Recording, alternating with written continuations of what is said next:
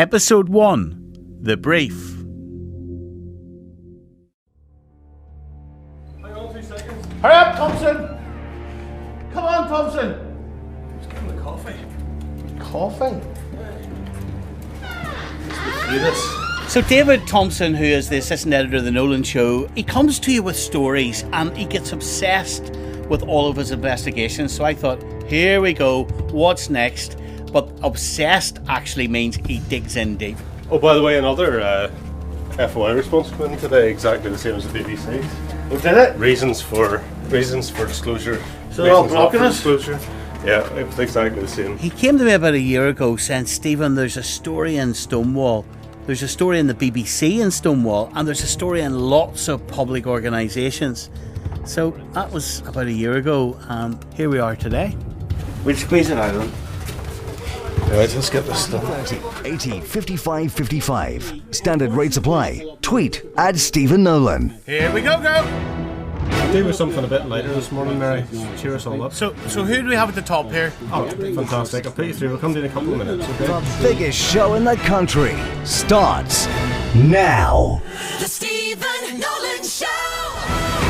Well, a big message from the Chief Scientific Advisor to Northern Ireland. Well, first and foremost, the Nolan Show does the news without formality. That's what we do.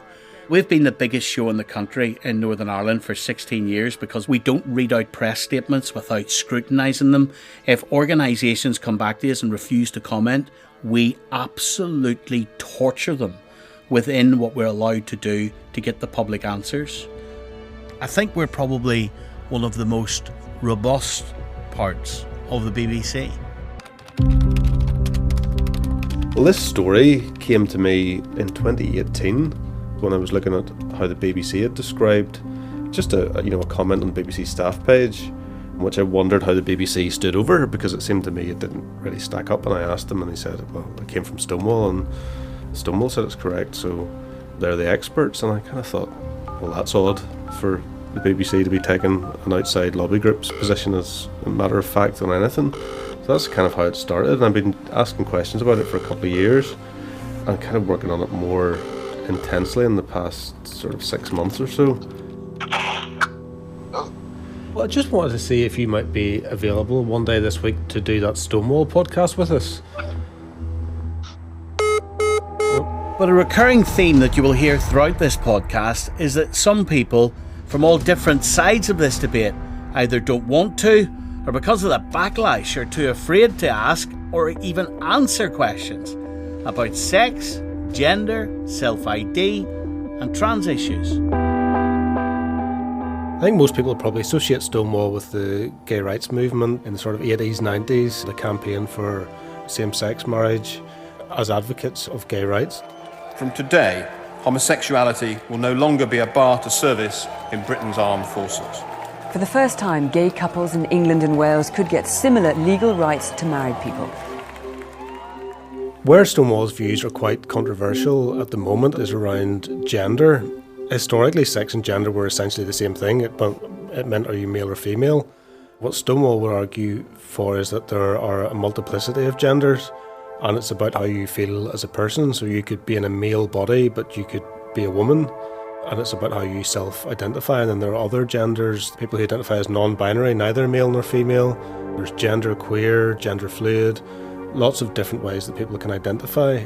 What Stonewall essentially are arguing for is a change to legislation to protect having a different gender identity, to give a legislative basis for that, which there isn't currently.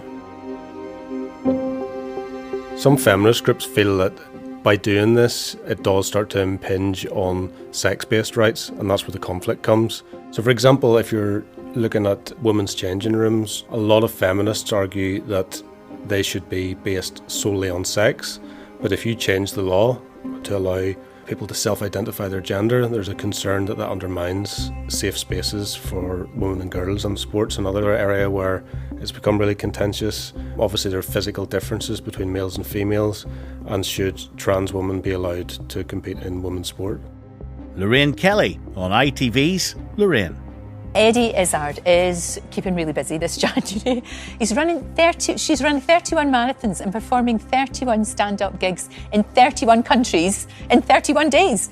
You were in the news, obviously wanting to be known as she now, and can I apologise to you if I get that wrong? Because we're still kind of just going along with it.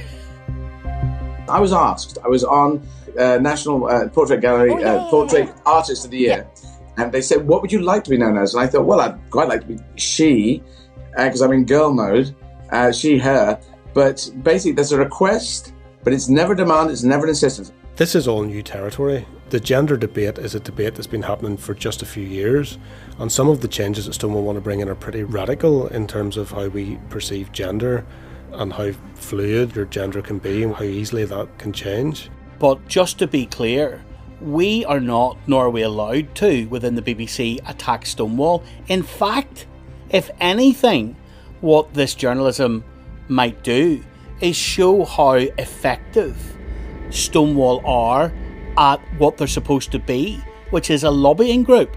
They lobby incredibly well. What this journalism is about is all of the public institutions that should have their own thought of mind, should be standing back and should be saying to themselves, is this in line with our ethos, our policies? And we have big questions around some of that. It's institutions like the Scottish Government, the Welsh Government, Whitehall, police, NHS, all of these organisations have brought Stonewall in, presumably aware that Stonewall hold some controversial views. So why did they bring them in and allow them to influence their own policies? And can they then say that they are truly independent? When my guest today, Ruth Hunt, became chief executive, she extended its work to include the trans community. But many Stonewall members have been upset at the line the leadership has taken on gender recognition, that anyone can declare themselves to be male or female, and at their refusal to share a platform with anyone who disagrees. Trans lives are not debate! Trans lives are not debate! When you consider how controversial some of these issues are, Stonewall's position of often not debating them has just meant that the potential policies that Stonewall are advocating for can't be scrutinised and can't be debated.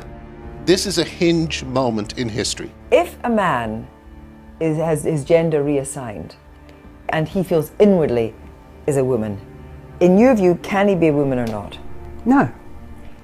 Do you understand how people feel that's insulting? The debate around trans rights and trans issues is incredibly controversial to the extent where people who have legitimate views on both sides of that debate get trolled, get attacked. There are attempts to silence them.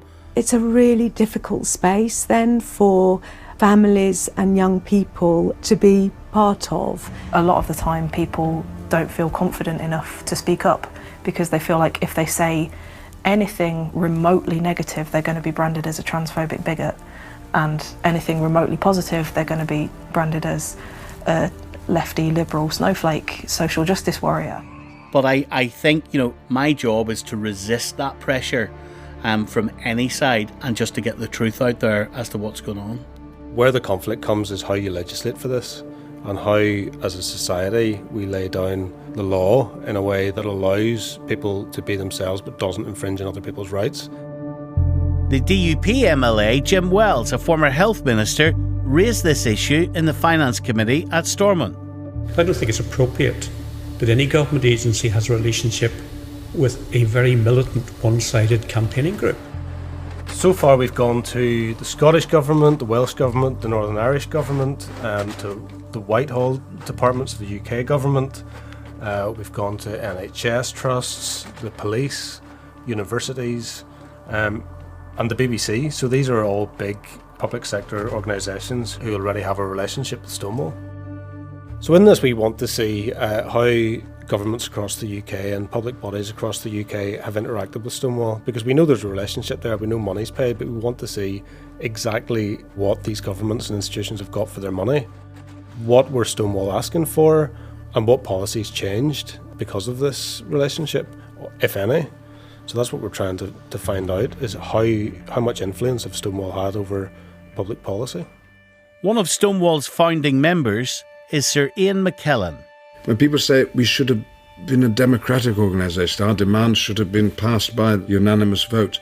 It was tapping into supporters in very important places like Parliament. The MP whose daughter was gay, who understood the problems. When Stonewall arrived as an organisation, with that backing, he could then confidently go to a young rising politician like Tony Blair and get him on board. I think there's just a principle here about how government works. We do this day in, day out in the radio about how government works and making sure that government is transparent and open. And as a journalist, everything's about public debate. And some of these issues that Stonewall lobby on, in terms of self-ID, gender, these issues are not settled issues, they're contested. The government has rejected proposals for self-identification, but yet Stonewall have this influential position within these organisations, which is filtering that down through them. So to me, there's a really important principle there as to whether that influence within government means the democratic process could be undermined. And that might sound quite dry, but it's important, because if we don't scrutinise these types of issues, it's not about the rights and wrongs of what Stonewall are doing. They're entitled to lobby. It's about the process. And is it right that in a democracy, a lobby group can have so much influence within government on government policy? And if Stonewall can have it, who else can have it? I can sum up why this story is important to the audience in a nutshell. If you have any organisation that becomes so powerful that it has penetrated the thinking of many of our public institutions, then there needs to be a lot of transparency around that.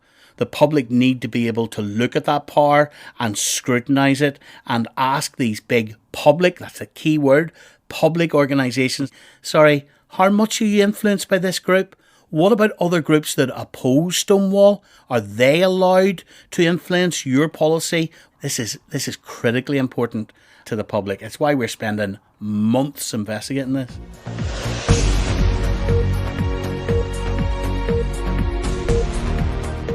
And yes, we are asking questions too of the BBC. We will be looking at many organisations, but the first couple of episodes of this podcast is looking at the BBC. Tim Davie is Director General of the BBC. My role as the Director General is to absolutely make sure that the BBC's impartiality is first and foremost protected. I think where it becomes a problem for the BBC is that Stonewall obviously have a set of views, and we are, as an organisation, pride ourselves in independence and impartiality and being separate from groups, and it's very difficult to have any relationship with any charity or any group if you work for the BBC, particularly charities who are lobbying on sensitive areas. What are the different gender identities? Do you know there are so many gender identities? So we know we've got male and female, but there are over 100, if not more, gender identities now. So there's a lot of criticism about how the BBC provide educational material for young children, about there being 100 or more genders, which most people probably won't have heard of. So lots of people were very angry about that, and it's that type of thing that we want to find out.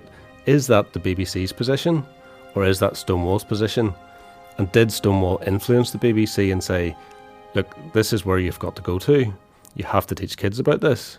We know that Stonewall want to influence the education system on matters around sex and gender. Why wouldn't they? But if you're a member of the public who doesn't agree with Stonewall, and you see Stonewall and the BBC have a relationship, and that Stonewall provide advice to the BBC, you'd be questioning, is the BBC really impartial on these issues?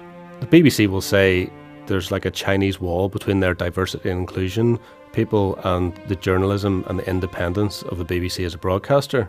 But if there's a perception out there that the BBC has taken a position on all of these issues around gender, and people will argue that by saying there's 100 genders they have taken a position, is that because Stonewall have asked them to? And is there political pressure for a public service broadcaster to push the agenda of a lobby group? And that's what we're trying to get an answer to.